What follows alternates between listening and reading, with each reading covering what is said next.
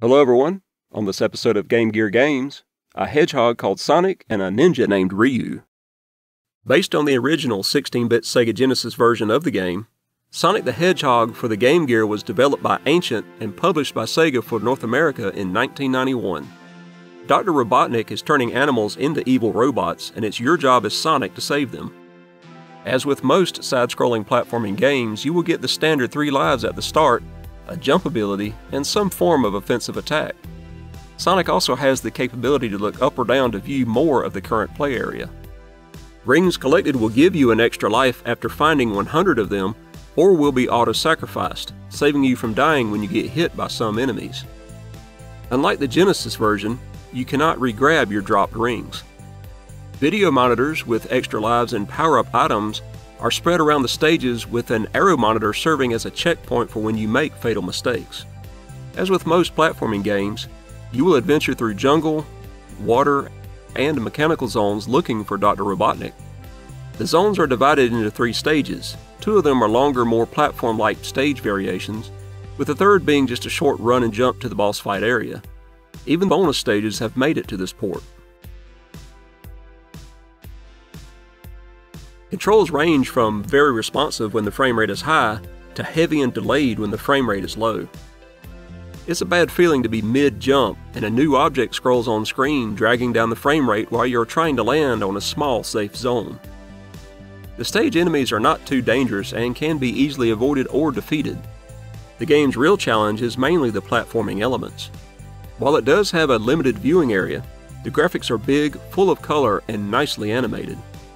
Using Sonic's up and down look commands will be more helpful in this port of the game than any other. Signs have also been added to warn of upcoming dangers. As referred to earlier, frame rates do affect the feel of the controls, as older 2D systems did not have the raw power for delta timers.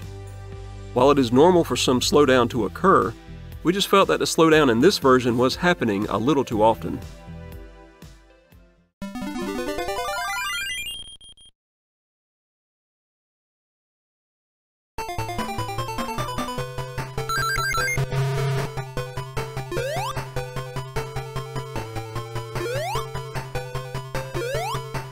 Sound effects overall are very good.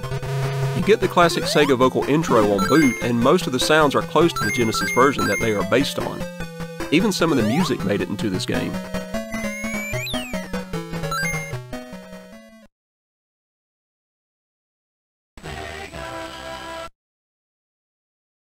As a semi-port of the original game, the Game Gear's Sonic is not disappointing, but feels like more could have been done.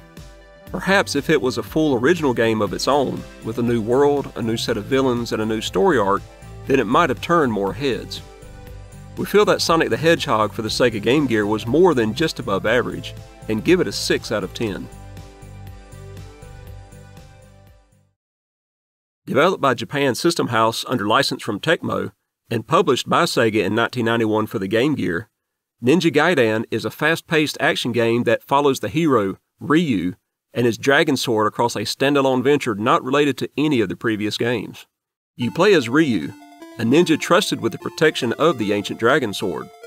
After a failed attempt to steal the dragon sword from him, Ryu sets out to hunt down those responsible and the reasons why they would do such a foolish thing. Stages are designed to give the player a different approach to reaching the end.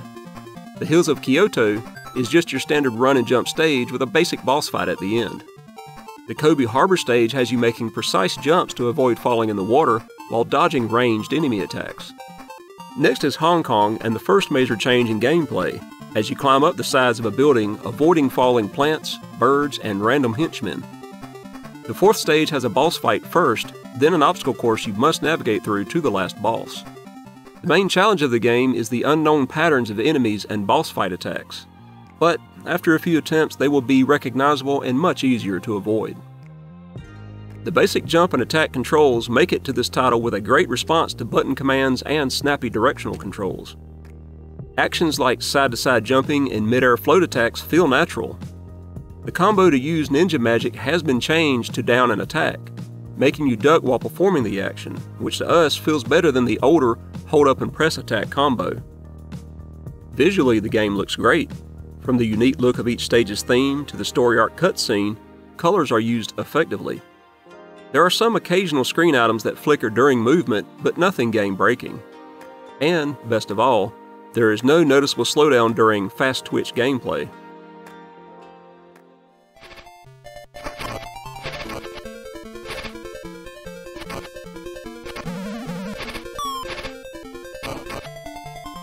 The stage music, the cutscene music, and the action sounds during gameplay are all great examples of how to add to the experience while not trying to be the center of attention.